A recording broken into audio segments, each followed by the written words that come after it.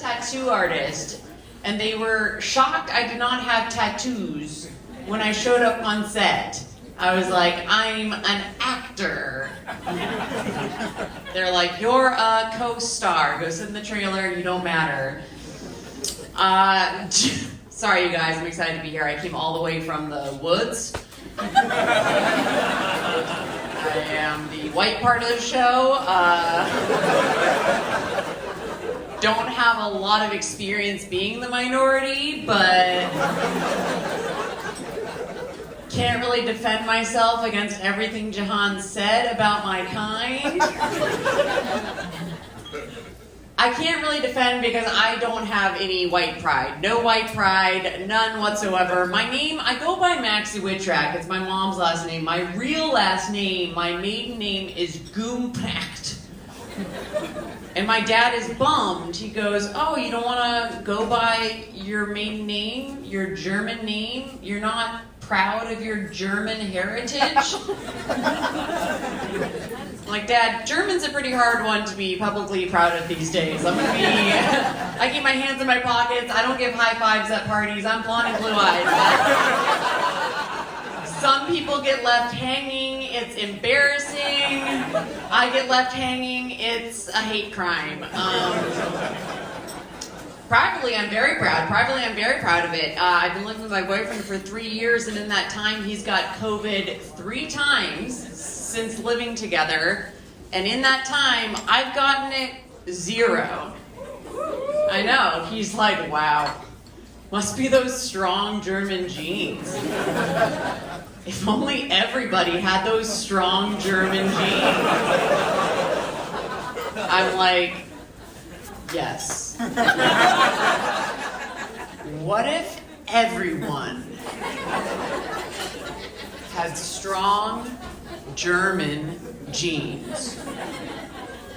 What if there were a way to systematically ensure?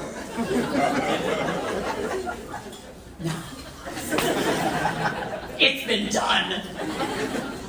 I am highly aware of being a white woman. I'm always going through the world trying not to get called a Karen, trying to have no issues with anything. I do not want to get called a Karen. Are there any Karens in here? You can ask to speak to my manager, but I don't have one. I was in a UPS store dropping off a package. I didn't need to actually, thanks, yeah, UPS, but don't, I'm keeping my hand from here down. I drop off a package at the counter, and the guy goes, would you like a receipt? And I go, no, thank you. And then I'm like, actually, that's a really good idea. Duh. Tracking it would be very smart in case it gets lost. Yes, thank you. So sorry to make you pull it back up. I would love a receipt. Thank you. He gives me the receipt, and out of habit, I take the receipt, I crumple it, I toss it in the trash. Which just as a little recap of the scene for how any bystander might have seen it. Ma'am, would you like a receipt? No. Actually, yes. Thank you. So, not to talk about how hard it is to be a white woman, but it is hard to keep finding UPSs out of the 30-mile radius that I keep screwing up, I can't go back to certain places anymore because I'm so self-conscious of how I've treated someone in that establishment. And I think really the most white woman part of that entire thing is thinking he noticed or cared. I'm living as the star of my own little TV show when really he could not care less. And I think all of us would have benefited from believing that until the very first Karen video went viral and 30 million white women went, oh my God. It happened. It could have been any one of us. I am very cautious. I'm very cautious, mostly because I don't want to come across like a bitch. But I am jealous how other ethnicities can look like badasses. White women, we're never going to look like the badass. My Latina friends, badass all the time. My friend Christina wears those giant hoop earrings. I can never pull those off. I tried. She punched me in the throat. Latina girls can get away with so much more. They can say things like, ay, papi, and sound super sexy. I tried once in college, I got kicked out of bed. I was like, ay, papi. He's like, get out.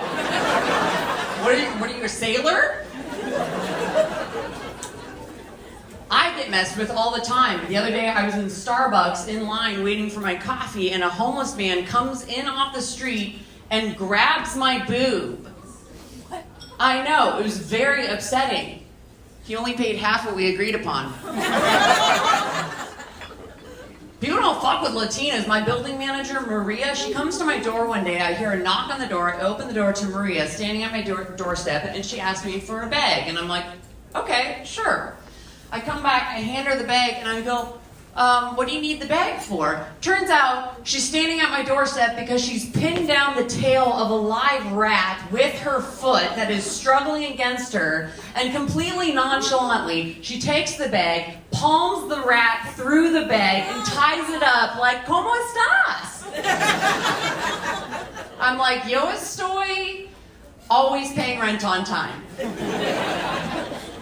I feel weird ever since the pandemic and all the protests. I get people assume I gotta be an ally, that I'm anti-cop if I want to be a good person, but I feel conflicted because as a woman I have needs. I basically treat cops like I treat maxi pads. I make fun of them until I'm really glad I found one. I'm like, oh my god, I'm so glad you're here. There could have been so much more blood.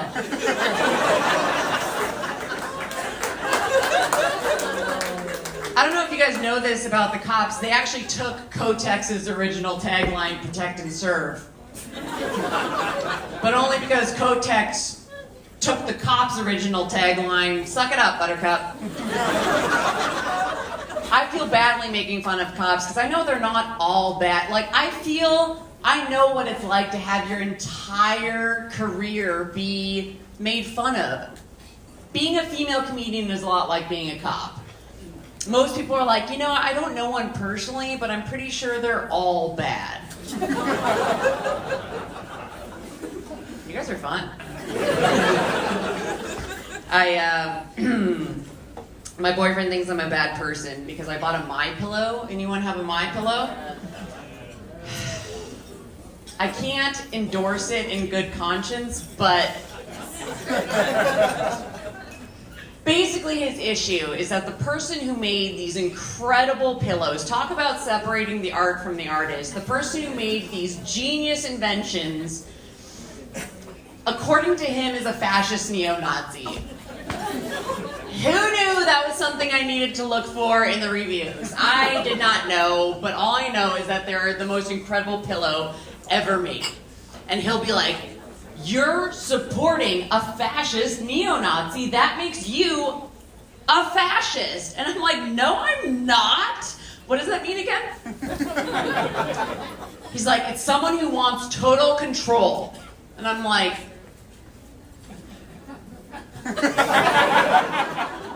maybe.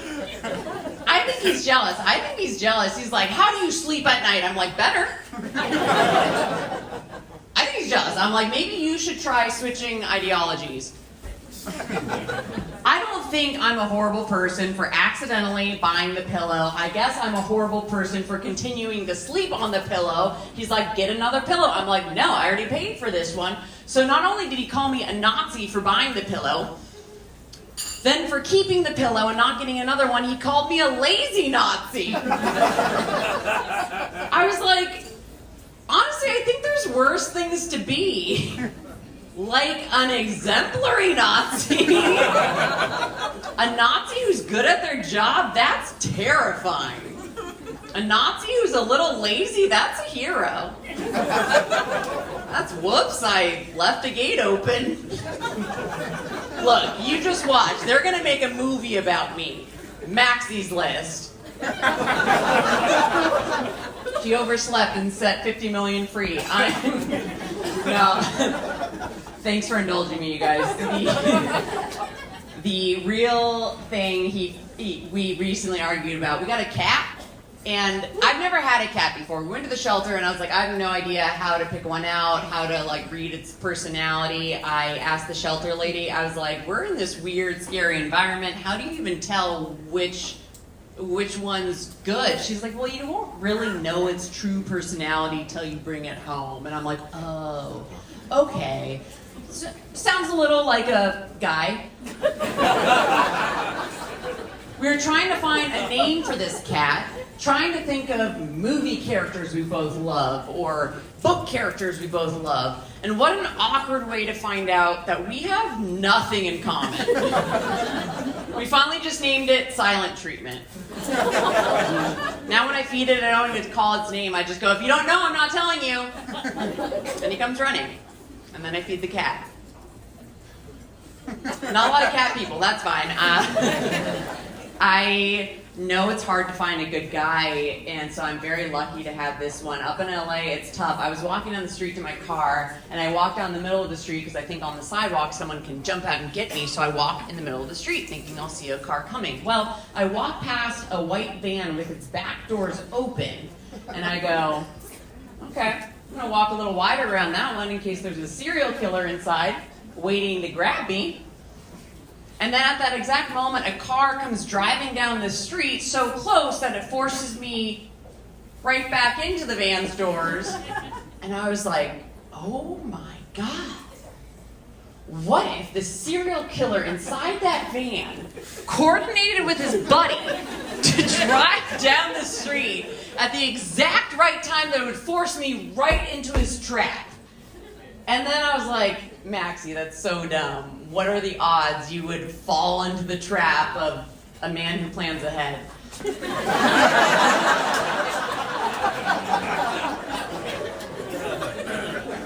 I'm not even sure I'd be mad to be taken by that cat. I'd be like, where are you taking me?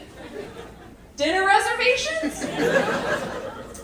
I am over 30 now, and I think I'm safe from the serial killers because it's made me invisible to every other man so far. So, phew, it's kind of my self-defense, if you will. Just like when I was in my 20s, I was about 50 pounds heavier, and I thought the one upside was, okay, good. At least now, the gross dudes won't hit on me. And then the gross dudes still hit on me. And I didn't realize at that time, oh yeah, men will fuck anything. But instead, they would hit on me and I was like, ugh, I forgot about my great personality. Such a hard road, you guys. I don't want to be back out there. I don't want to be back out there. I'm very lucky to be, because I don't know if you guys have tried casual dating recently, but the dating part isn't even as bad as the rejection part. Now, I know some of you have been rejected enough to know, oh yeah, it's pretty bad. No, I mean doing the rejection, because a lot of you can't tell if I'm gay or straight, so in bars I get hit on by men and women, which is great. It means double the drinks. And then I can't tell if I'm gay or straight. But from that, I realized women take rejection so much better than men. Women will let you keep the compliment after they've hit on you. I turn down a woman I'm not interested in, she'll be like, that's okay, beautiful. Thanks anyway, gorgeous. You have a good weekend. I turn down a guy who takes the compliment back like, dumb bitch, I didn't want you anyway. Women let you go home with a party favor. Men let you go home if you're lucky. I was trying to think why women are so much better at taking rejection than men, and then I'm like, oh yeah, maybe it's because we're used to only getting 70% of what we ask for. Oh, yeah. But I feel badly for my guy friends. I don't like seeing any of them hurt. I don't want to see them rejected. That's why I try to help them with their strategies for getting women. For one thing, I'm like, guys, stop asking out 20-year-olds. They haven't lowered their standards yet. 30 and up, that's your game. You ask out a 20-year-old who's not interested, you're getting, ugh. You ask out a 30-year-old who's not interested, you're getting drinks. It's true. My guy friends think they can nag a woman to get her, and I'm like, no. Stop. I don't want to be, you just strategize. You're treating me like a target. I just want to be treated like Target. Be like, babe, you got everything I need. Why would I go anywhere else? Instead, they're like, no, you got to make a woman feel bad first. I'm like, no, now you're treating me like Walmart. Like you're embarrassed to be seen inside of me.